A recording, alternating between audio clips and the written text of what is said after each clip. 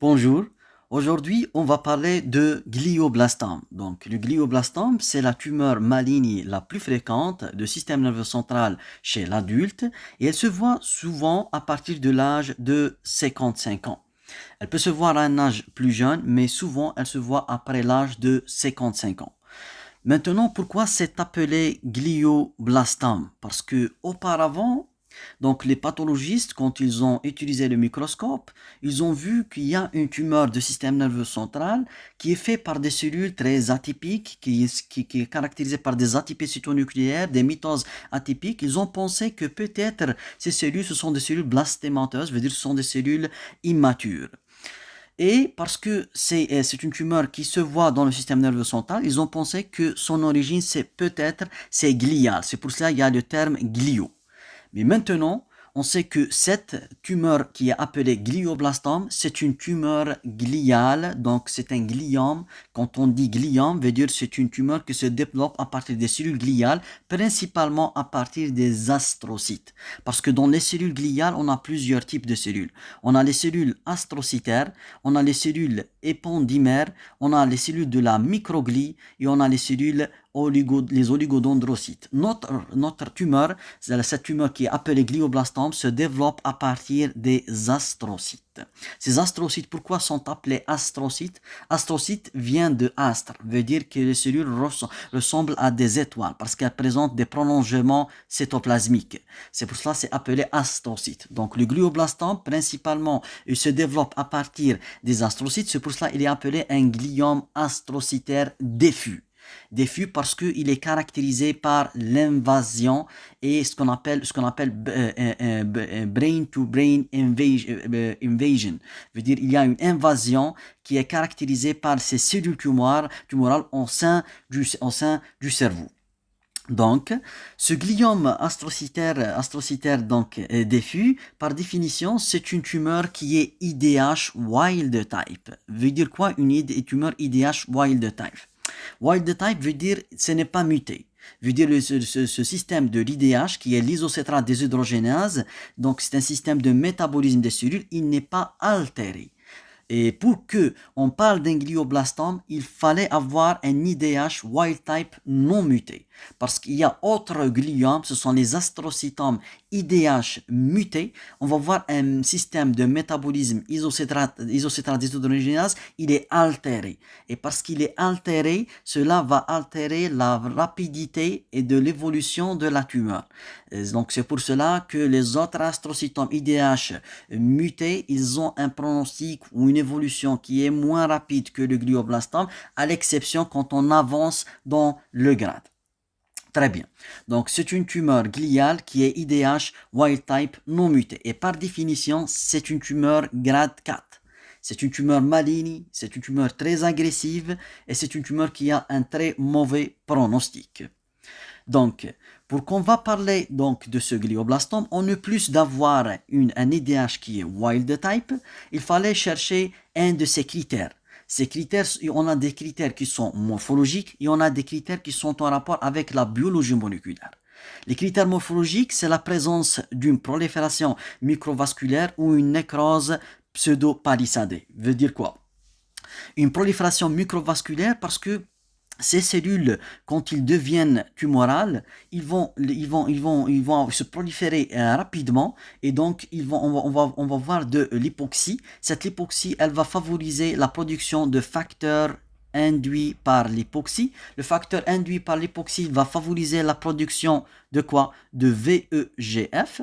Le VEGF, c'est le Vascular Endothelial Growth Factor, ce qui favorise la prolifération des vaisseaux sanguins et il va provoquer une angiogénèse. Mais cette angiogénèse, c'est une angiogénèse qui est de mauvaise qualité et c'est pour cela qu'elle est caractérisée par une hyperplasie des cellules endothéliales et qui peut former même ce qu'on appelle des structures glomérulaires parce qu'elles ressemblent aux glomérules rénaux.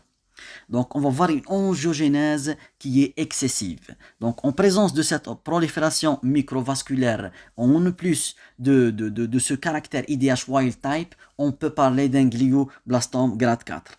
Autre caractéristique morphologique, c'est la nécrose pseudopalissadée. Pourquoi? Parce que cette tumeur, elle se prolifère rapidement et dans ce cas, elle va dépasser les apports en oxygène qui viennent à la tumeur, ce qui va donner une nécrose le plus souvent au centre de la tumeur. Ça veut dire on va voir une zone centrale qui est nécrosée, mais qu'est-ce qu'on va voir à la périphérie? On va voir des cellules qui réalisent une palissade à la périphérie. Pourquoi? Parce que ces cellules, ils ont un caractère de comme si ils sont en train de fuir de cette zone de nécrose. C'est pour ça qu'elle est appelée pseudo-palissadée. Très bien. Autre caractéristique moléculaire, d'abord on a l'amplification de l'EGFR. Pourquoi l'amplification de l'EGFR? C'est une des caractéristiques de définition de glioblastome. L'EGFR c'est quoi? Il va coder pour le récepteur de facteur de croissance. Si on a une augmentation de nombre de copies de gènes de l'EGFR, veut dire ces cellules tumorales, ils vont avoir plusieurs copies pour le récepteur de l'EGFR et ce qui va favoriser la fixation de facteurs de croissance et cela va donner une survie, une prolifération excessive de ces cellules tumorales. Autre caractéristique dans la définition de glioblastome, c'est la mutation du promoteur de TERT. Donc d'abord le TERT, c'est la transcriptase reverse. Donc c'est quoi ça? Elle est responsable, c'est une enzyme responsable de l'allongement des télomères.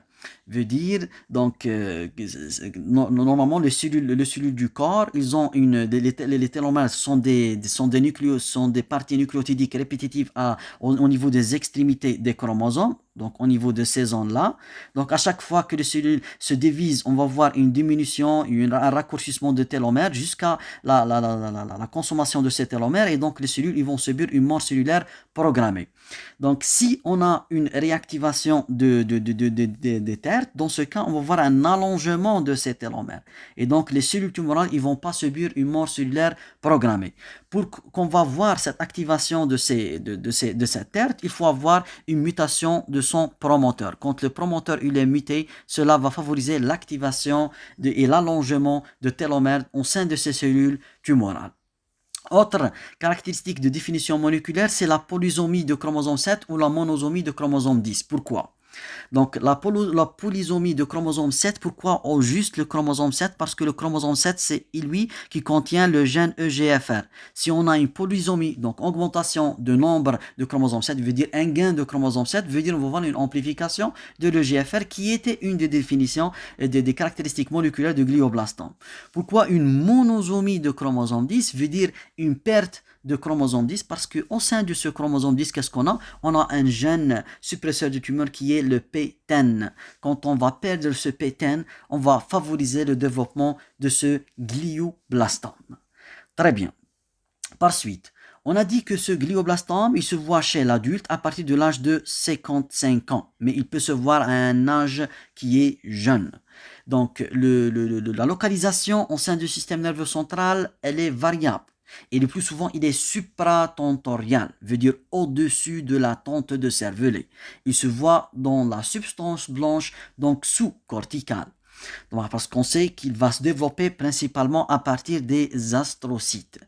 Et encore, il peut se développer dans des rares cas, dans la localisation sous-tentoriale, dans le tronc cérébral, dans la moelle épinière et dans le cervelet, mais c'est rare. Mais on ne va pas avoir une localisation médiane, sur la ligne médiane. Si on a une tumeur qui est localisée sur la ligne médiane, il faut se méfier de gliome de la ligne médiane. Très bien. La symptomatologie, elle va être variable en fonction dans quel lobe la tumeur est localisée. Les lobes les plus touchés sont le lobe temporal et le lobe frontal. Pourquoi? Parce que ce sont des lobes qui ont une surface très, très grande. Donc, ils vont avoir un très grand nombre d'astrocytes. Ils vont avoir un risque plus élevé de développer un glioblastome, mais il peut se voir dans n'importe quel lobe. Par exemple, la présence d'un glioblastome au niveau du lobe occipital, il peut donner des troubles visuels. Ici, on a une atteinte d'un hémisphère, l'hémisphère prédominant. Donc, chez les droitiers, c'est surtout l'hémisphère gauche. Dans ce cas, on peut altérer les aires de langage. Donc, on va voir une aphasie. On peut avoir une atteinte, donc, par exemple, le lobe frontal. On peut avoir des déficits moteurs, hémiparésie, une paralysie. On peut avoir un changement brutal de comportement.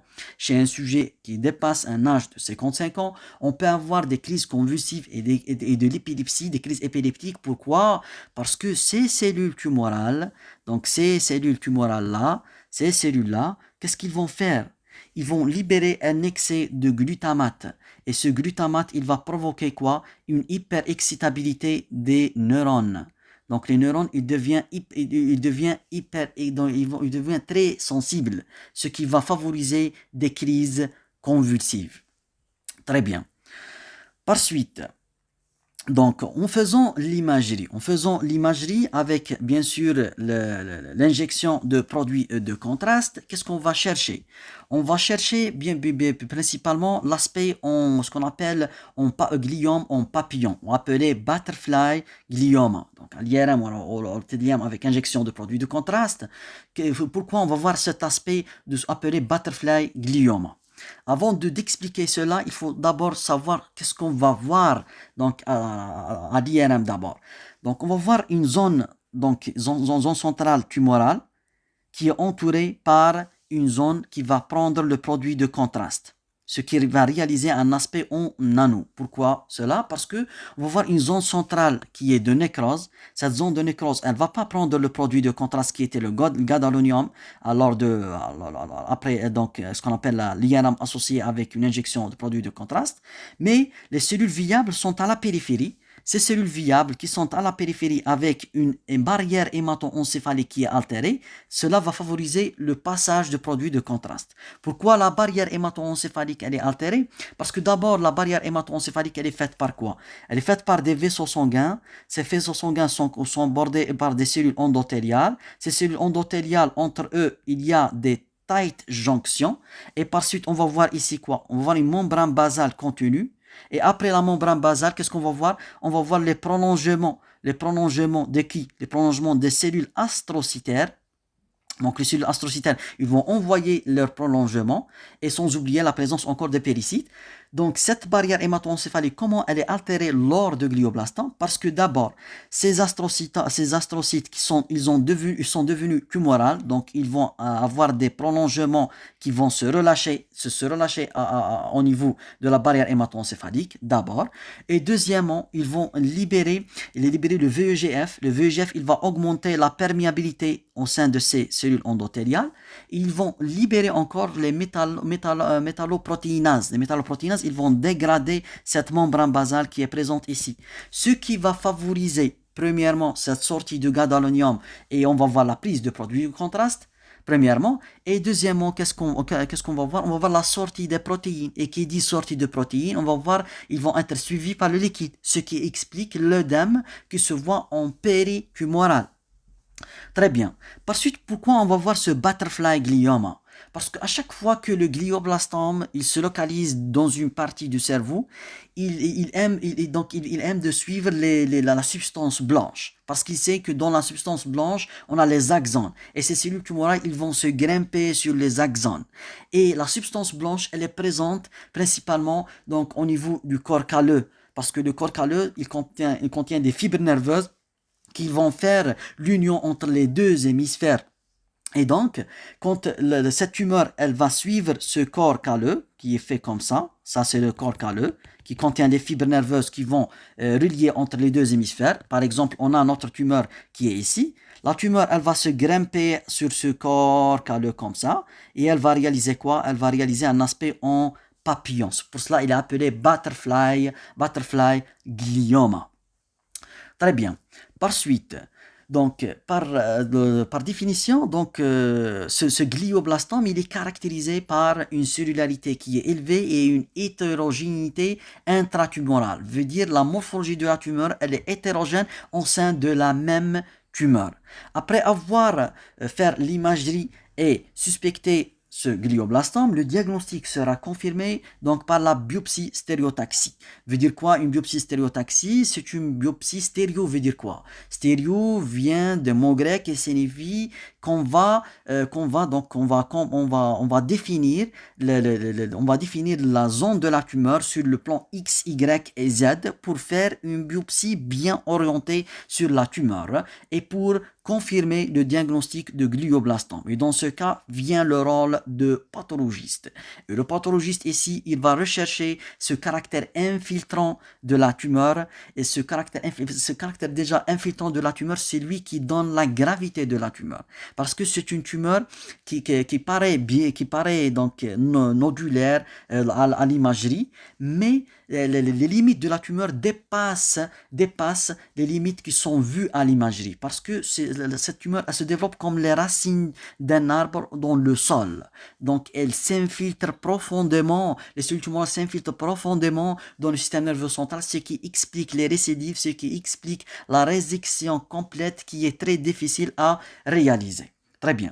Par suite, donc, vient le rôle de pathologiste, bien sûr, pour confirmer le diagnostic. On va rechercher ce caractère infiltrant, les atypies cytonucléaires, veut dire des rapports nucléocytoplasmiques qui est élevé, l'irrégularité de la membrane nucléaire, parfois le nucléole qui est présent, l'activité mitotique qui est élevée, les mitoses atypiques, rechercher la nécrose pseudo-palissadée, veut dire la présence de des zones eosinophiles avec des débris cellulaires, avec une palissade des cellules qui est présente ici, la même chose ici, donc veut dire ces cellules tumorales sont en train de fuir cette zone hypoxie, cette zone qui souffre de nécrose. On va chercher cette prolifération microvasculaire par la présence d'une hyperplasie de ces cellules endothéliales qui vont réaliser des bouquets qui rassemblent à des glomérules. Cette prolifération endovasculaire, elle est en rapport avec encore de l'altération de la barrière hémato-encéphalique avec une hypercellularité. Et on regarde ici la présence d'un rapport nucléocytoplasmique qui est élevé, les atypies cytonucléaires, l'irrégularité de la membrane nucléaire, le nucléole qui est parfois présent et proéminent, ainsi que la présence d'une activité mitotique et des mitoses atypiques. Très bien. Par suite, c'est que ce glioblastome, il présente plusieurs types morphologiques. Et ces types morphologiques, il faut les connaître pour le pathologiste pour ne pas passer à côté de diagnostic de glioblastome. Par exemple, on a le glioblastome appelé glioblastome épithélioïde. C'est quoi un glioblastome épithélioïde? C'est un glioblastome qui est caractérisé par des cellules qui sont polyhydriques et qui sont cohésifs entre eux et qui sont caractérisés avec un cytoplasme eosinophile et un noyau qui est nucléolé. Ces glioblastomes épithélioïdes sont caractérisés par une diminution de l'expression de la GFAP, voire même l'absence parfois de la GFAP, mais ils sont caractérisés avec la positivité de l'OLIG2 et le BRAF V600E dans 50% des cas. Dans 50% des cas, on va voir un BRAF V600E qui est positif. Donc, les glioblastomes par définition, sont considérés de mauvais pronostic et sont de grade 4. Les glioblastomes épithélioïdes, il est dans certaines études, il est considéré encore un pronostic qui est plus grave qu'un glioblastome classique. Pour le glioblastome à cellules géantes, veut dire quoi? Veut dire c'est un glioblastome d'abord qu'il va avoir un aspect un peu circonscrit à l'imagerie. Pourquoi? Parce qu'il est riche en cellules géantes. Toute la surface de la tumeur elle est faite par des cellules géantes, ce qui va donner un contraste. C'est que la tumeur elle paraît circonscrite. Mais cette tumeur, cette tumeur qui paraît circonscrite, elle est riche en cellules géantes et ces cellules géantes, il peut avoir un nombre de noyaux qui dépasse 10 à 20 noyaux avec des atypies cytonucléaires, une activité mitotique qui est élevée, des mitoses atypiques et qui est caractérisée avec une mutation de la PC53. Veut dire, soit on trouve, quand on fait l'immunohistochimie de la PC53, soit elle est intensée des flux nucléaires, soit elle est un marquage qui est absent. Ce type de glioblastome, c'est un glioblastome qui est caractérisé avec une instabilité des microsatellites, donc il faut rechercher l'instabilité des microsatellites. Autre type morphologique de glioblastome, on a le glioblastome dit gémistocytique. Le glioblastome gémistocytique, d'abord le terme gémistocytique signifie quoi? C'est un terme donc grec. Gémisto signifie cellule gonflée. C'est une cellule qui est trop gonflée. Donc cette cellule qui est trop gonflée parce que elle est très riche en GFAP, donc la protéine acide fibrillaire des cellules gliales, et cela qui va provoquer de faire pousser le noyau en périphérie de ces gémistocytes. Et le glioblastome gémistocytique, il a une caractéristique, c'est que souvent on trouve des lymphocytes qui sont localisés autour de la prolifération microvasculaire. Veut dire autour de cette prolifération microvasculaire, on trouve des lymphocytes. Pourquoi? Parce que ces gémistocytes, ils ont la caractéristique d'augmenter la perméabilité au sein de la barrière hémato-encéphalique et libérer les cytokines, ce qui va faire appel aux lymphocytes. On a ce qu'on appelle le gliosarcome, ou encore on a le glioblastome avec métaplasie mésenchymateuse. Donc si on a la composante mésenchymateuse maligne, elle est prédominante, donc on va parler d'un gliosarcome. Veut dire on a une composante gliale qui présente la GFAP positivité focale ou réduite, et on a une composante sarcomateuse qui est caractérisée par la positivité de la vimentine. Très bien, mais avec une métaplasie mésenchymateuse, ici on va voir une composante osseuse ou par exemple une composante cartilagineuse qui est associée. Donc le gliosarcome, on sait que le glioblastome, il est de mauvais pronostic. Le gliosarcome, selon certaines études, il est considéré encore, il a une agressivité plus avancée. Très bien. Par suite, on a le glioblastome à cellules granulaires. Veut dire quoi? Veut dire c'est un glioblastome qui est fait par des cellules polyhydriques ou arrondies qui sont caractérisées par un cytoplasme granulaire. Donc ces cellules, ils vont rassembler au macrophage. Ils peuvent être pris comme une lésion inflammatoire. Mais ces glioblastomes sont caractérisés par quoi? C'est à cellules granulaires. Si on va faire par exemple le PAS, il va être positif. Pourquoi le PAS pas positif? PAS c'est quoi? C'est l'acide périodique de Schiff. L'acide périodique de Schiff, il est responsable de colorer beaucoup plus les glucides et les polysaccharides. Dans ce cas, mais pourquoi il est positif dans une cellule tumorale, comme les cellules de glioblastome? Parce que ces cellules granulaires de glioblastome contiennent des lysosomes. Et ces lysosomes contiennent à l'intérieur les débris cellulaires, donc riches en lipides, et riches encore en protéines glycosylées. Pardon. Donc, et pour confirmer cela, on va réaliser par exemple le CD68. Le CD68, il sera positif. Pourquoi? Parce que CD68, c'est un anticorps dirigé contre les lysosomes. Et ces cellules-là contiennent à l'intérieur plusieurs lysosomes. Et pour les différencier d'histiocytes, parce que même les histiocytes sont CD68 positifs, mais pour les différencier, on va utiliser le CD163. Il va être négatif. Pourquoi? Parce que ce CD163, qu'on le trouve, il va être dirigé contre quoi? Il va être dirigé contre un récepteur appelé récepteur d'hémoglobine aptoglobine. Veut dire quoi? Veut dire, par exemple, si on a un macrophage ici, on a un macrophage, donc il a un récepteur ici. Ce récepteur, c'est le récepteur aptoglobine et hémoglobine. Si on a par exemple une hémorragie avec une dégradation des globules rouges, ces hématies, quand ils sont dégradés, ils vont libérer l'hémoglobine. L'hémoglobine parce qu'il est pro-oxydant, donc il est toxique dans notre corps, il va se fixer sur l'aptoglobine pour former un complexe. Après la formation de ce complexe, aptoglobine, hémoglobine, ils vont se fixer sur ce récepteur pour le faire dégrader. Ce récepteur, il est présent que dans les macrophages. C'est pour cela, si on va le réaliser dans ce glioblastome, ce CD163, il va être négatif.